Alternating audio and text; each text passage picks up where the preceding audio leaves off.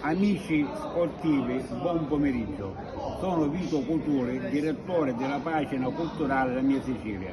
Oggi, domenica 29 marzo 2026, mi trovo allo stadio regionale di Giare, dove sta per iniziare l'incontro di calcio di terza categoria Catania, Sporting Giare Fiumefreddo. E io per l'occasione ho preparato per voi sportivi questa poesia. La poesia del calcio siciliano. Il calcio siciliano è la forza di una poesia limpida che nasce dentro il campo di gioco. Mi affascina guardare le bandiere sventolare con giorni allo stadio. Sostengo il calcio della mia terra. Tutto nasce in silenzio per sentire l'urlo di gioia. Il pallone corre veloce, copre tutto il campo.